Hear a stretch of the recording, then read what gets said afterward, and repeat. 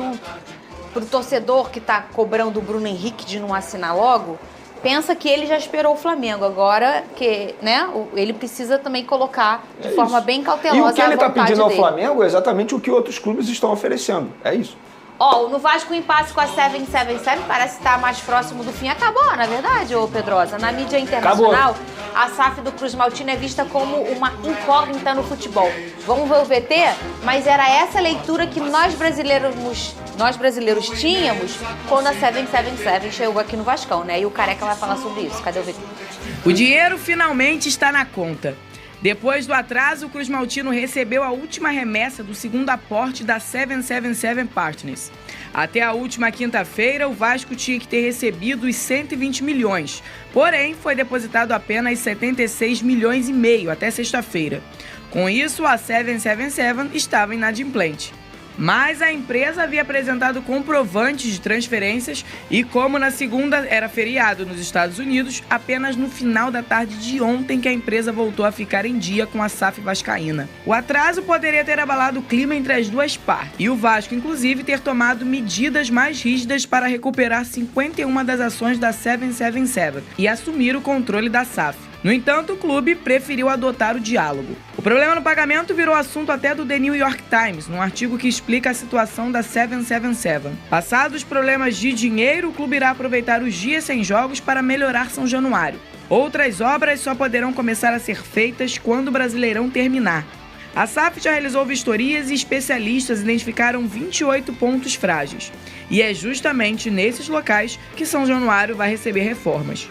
Em campo, o Vasco tem compromisso apenas no dia 18, contra o Fortaleza em casa, com mais uma boa oportunidade de poder contar com o apoio da torcida para empurrar o time para fora da zona de rebaixamento. Muito bem, a gente disse em relação à crítica internacional. Ô, Big Boy, você tá lendo New York Times, é isso? Você tá lendo? Você lê inglês também e te assina? Porque falaram lá da 7777, mas eu não me importo o que o New York Times diz. Porque o New York Times não sabe nada do Vasco da Gama. Quem conhece do Vasco da Gama é Lucas Pedrosa. E o que me importa é, Lucas Pedrosa, qual é a sua avaliação? Minha avaliação da 777, não é uma avaliação completamente positiva, muito pelo contrário. Acho que o tipo de atrasos que causam transfer ban para o clube é um atraso ruim, é uma mancha na imagem do clube, inclusive para possíveis negociações.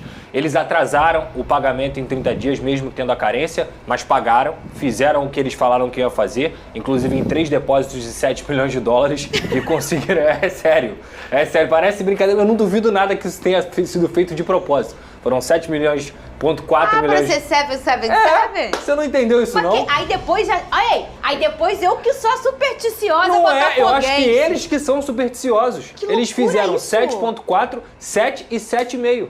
3 depósitos de 7 milhões de dólares para poder completar o segundo aporte. É isso que eu tô falando. Daqui a pouco vão contratar o CR7. Opa, ia ser bom, hein? Não, ele não ia gostar não, que ele quer. Mas assim, é verdade. A minha avaliação é essa. Eu acho que o que eu vejo do Vasco da Gama hoje, eles pagaram o primeiro aporte, 70 milhões de empréstimo ponte, mais 120 milhões. Eles acabaram de pagar o segundo aporte e eu tenho que avaliar dessa forma. Acho que atrasar a transfer ban é ruim, acho que problemas de fluxo de caixa acontecem com todos os clubes do futebol brasileiro, inclusive vários clubes do futebol brasileiro devem também, mas é uma imagem muito ruim para um primeiro ano de SAF. Dentro de campo, o trabalho é o que a gente está vendo aí. A montagem desse elenco foi feita com mais de 100 milhões de reais. Os resultados não correspondem ao investimento feito. Hoje o Vasco é um clube que não atrasa salário, que tem um alto investimento na sua folha salarial e também um alto investimento com os seus jogadores e com a sua comissão técnica. É um clube que internamente para os funcionários melhorou demais e eu sempre lembro aqui, eu nunca fui a favor de empresa X ou empresa Y, eu sempre fui a favor da transformação em SAF, porque o Vasco da Gama estava em processo de falência. E se não fosse a 777 no ano passado, o Vasco da Gama nem subir para a Série A conseguiria. Isso vocês podem ter certeza, porque não teria dinheiro para pagar salário. Então a importância dela foi: subiu para a Série A, estruturou novamente a equipe, só acho que eles pecam nessa questão da imagem. Não é legal atrasar contrato com os clubes, pagamento aos clubes, e não é legal atrasar o próprio contrato com o Vasco da Gama. Agora, de resto, no preto e no branco, Fernanda, eles pagaram tanto o primeiro aporte quanto o segundo aporte. Ponto. Sabe o que tá aparecendo? Sabe aquele amigo maneiro, gente boa, que tu vai no restaurante com ele, Vene? Lá vem. Aí você vai no restaurante. Cara, gente boa. Sim. Pô, mas tu sabe que sempre esquece que a ele carteira. esqueceu a carteira e ele vai falar, pô, paga pra mim que eu te faço um Pix.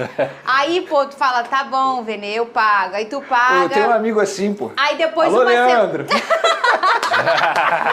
O cara é maneiro, sabe? Mas ele tem o quê? Um escorpião no bolso. Mas né? eu vou te falar, Dá tchau Fernanda, assim, ó. se a gente for pensar numa parte técnica até, imagina 110 milhões de reais rendendo por 30 dias. Eu não consigo imaginar. É mais ou menos isso. Eu acredito que, por exemplo, eles vão até o limite do contrato e até o limite do pagamento. Por quê? 110 milhões de reais rendendo na conta é um dinheiro que dá por juros por mês. E eles são uma empresa que fazem várias movimentações. Repito aqui, eu não estou defendendo o 7777, não. Eu estou pensando com a cabeça de um investidor. E quando ele deixa o dinheiro rendendo mais tempo e tem que fazer os pagamentos no último dia, isso é natural. Eu mesmo faço isso. Eu tenho cartão para pagar dia 25. Mas se eu tenho lá na minha conta um valor alto, eu deixo rendendo. Que seja 200, 300 reais. Queria ter dinheiro para já... fazer isso também. Tô eu devendo geral. Tá nada. A minha mãe disse que outro dia fez isso com a conta de luz. Eu falei, mãe, tu vai render 400 reais, cara. Isso é matemática básica. Se você pode deixar teu dinheiro rendendo até o dia do pagamento, deixe. Entendeu? Fernanda, a gente tá fazendo algo errado. Veneu, Porque a gente trabalha na mesma empresa, não tem dinheiro. Veneu, o Pedrosa, ele faz investimentos e tal. Pô, me fala o segredo aí, Pedrosa. Veneu, qual É educação financeira. Ah, sim, entendi. Olha aqui, ó, vamos por Ou favor. seja, eles fazem um contrato de maneira literal. É isso. É isso. Eles têm 30 dias de carência. Eles têm que pagar em um ano, certo? O próximo aporte vai ser em setembro. Só que eles têm 1 ano e 1 mês para pagar de carência. E o que eles fazem? Deixa render 1 ano e 1 mês. Olha aqui, Faz ó. sentido. Eu quero, por favor, que vocês preparem os aplausos para essa notícia que eu vou ler agora. Ô, Vaninha, pode aplaudir também, tá, Vaninha? Presta atenção, você em casa também pode aplaudir. Meu Deus, tá um sol tão bonito no Rio de Janeiro. Agora, vem comigo. A CBF assumiu o erro na marcação do pênalti pro São Paulo contra o Vasco da Gama.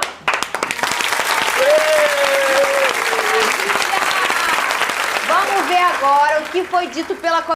Mineiros ainda esperam por pagamento a ser realizado por parte do Vasco em compra de atleta brasileiro. Se inscreva, ative as notificações e deixe sua curtida para que assim possa também estar conosco comentando um pouco mais sobre isso. Uma das primeiras contratações que o Vasco realizou para a temporada de 2023 foi a do meia Jair, jogador que até então era titular no Atlético Mineiro, e o Vasco esteve adquirindo esse atleta em definitivo junto à equipe de Minas Gerais. O Vasco realizou uma parcela de todos os pagamentos que seriam realizados para estar assim quitando todo esse débito.